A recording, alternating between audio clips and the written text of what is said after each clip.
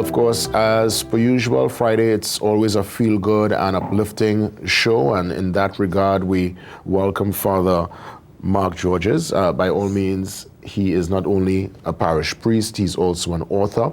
And this particular book, The Anthropology of Integration, a handbook for teachers, educators and parents, it's one that we thoroughly endorse. We thank you, Father, for being here, and I look forward for us to really get the overview and go through some of the layers of this most impactful text. Good morning. Good morning. Thank you for having me. Let me know when it came into your mind, the idea, because we know that it starts with a thought. Yes. And then you start to put pen to paper, and then eventually we hold product in hand. Walk us through the ethos and the history. Mm-hmm. This book was fruit of a lot of work spent working with young people. Now, it is not any kind of like special inspiration or anything like that. It was just day-to-day working with young people, and I realized, it hit me that we needed a new approach to bring out the best in young people. The way I put it in the book is a new approach to character formation.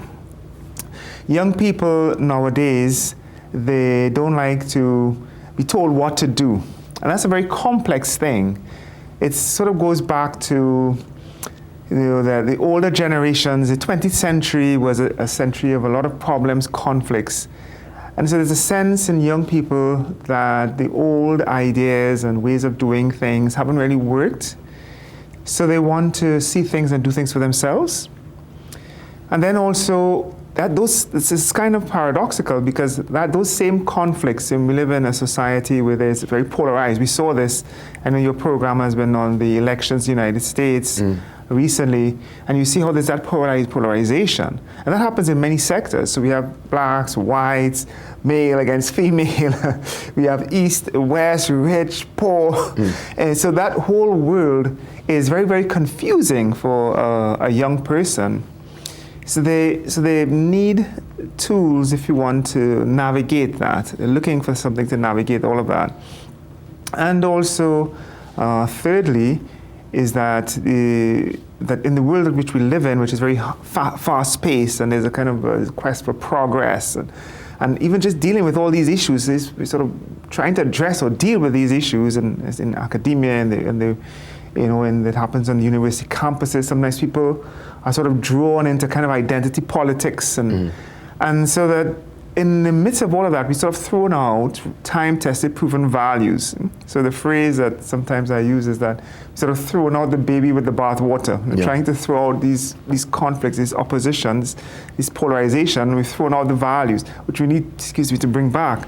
So all of these are issues which speak to the need for a new approach to character formation for young people. And all these topics explored here via the book. I would ask you, the target audience, because I'm seeing here a handbook for teachers, educators, and parents, but you mentioned lots of it came from interaction and the observation of the youth. Yes. Who's the target audience? Okay, well, very good question.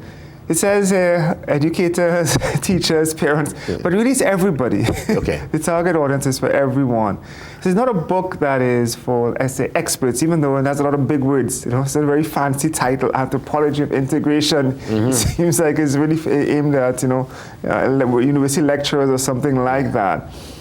But one of the sort of key ideas in this book is that the values, what we need to do, what is good for us, is something that is natural. Think about the creation. For example, if you look around, we see the birds, the dogs, cats, animals. We love watching them, and they naturally know what is good for them. They know what food they need to eat. They know what kind of shelter. Birds know the nest to build, and that's why we marvel to see, wow, how beautiful nature is. But then why is it when it comes to human person, it seems we just don't seem to get it right? We're always in conflict. We make so many mistakes. Well, the idea then is that no, it actually is natural to us to know what is good for us. But it doesn't happen in an instinctive way like with the other animals.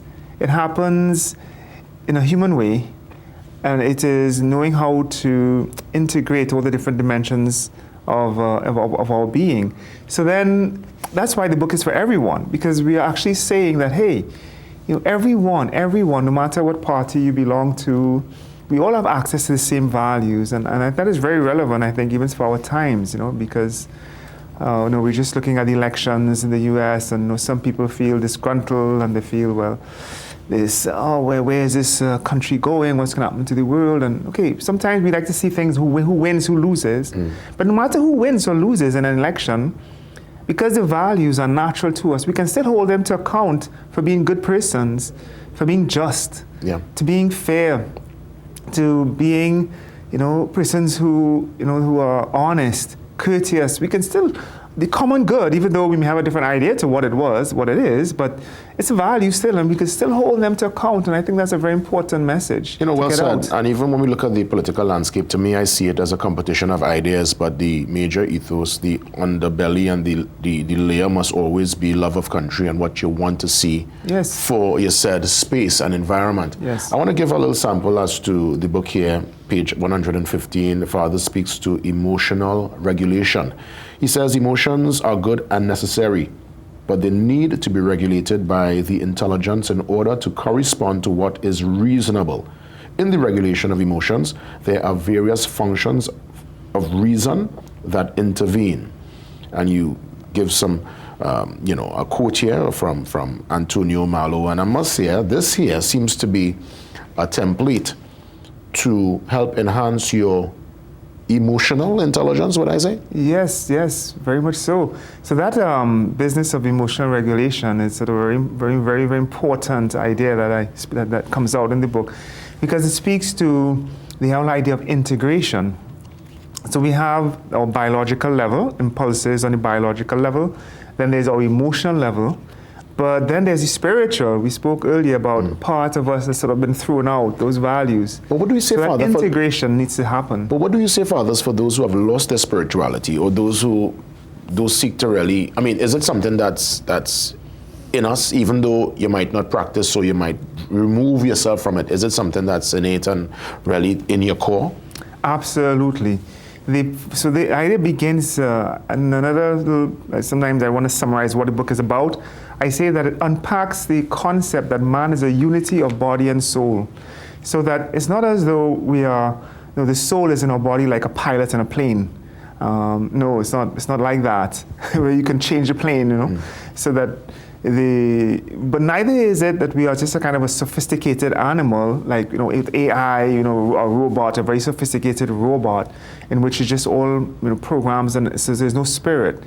So that it's a unity, body and soul, so that everyone is a unity of body and soul, so that whether we acknowledge and we activate and actualize our spirit, the activity of the soul, which are the thinking, so he said, governing our passions by reason, it is there. So the business of integration is trying to get people to get in touch with these aspects of themselves, their spirit, without necessarily being like a faith-based thing. But it is, so the book sort of tells you, get in touch with yourself and your spirit. Your soul is there. Get in touch with it. It's there. Everyone, we have it. Yes. And I'm glad you was able to give us that reminder, because unfortunately we live in a time where we see certain acts by man, and you question, does this person have a soul? Where is their sense of consciousness? Where is their morality? And I know it's, in some cases dark times, and I'm not a doom and gloom person. I believe the light will always conquer the darkness. Yes, absolutely. But from your seat and from your experience, where do we start with that person who seems to be lost at this point in time? How do we start to bring them back into the light? Yes, okay, that's a very good question. There are different aspects. Now, sometimes there are people who are broken biologically, terrible illnesses, or emotionally, pathologically, traumas, and so on, and things like that. So we need to acknowledge that there are issues, and these need to be addressed. So the book does make the argument that our impulses on our biological and emotional level have cues for values, for things which are on the spiritual level, and we speak about three things on the spiritual level. There are things which are unchanging, universal, and obligatory. So that we sort of try and invite people to go on a path to discover things in them that have those characteristics, because those would sort of speak to you about what is on the spiritual level. But the cues are on the biological level. Let me give you an example. Take, for example, the drive to eat or to feel secure. That these could even be excessive. So a person could feel secure, just want to be locked away, as some people did in COVID. But you say, what is that all about? It's really about being healthy. It's really about being safe. It's really about life. So life is a value. Yeah.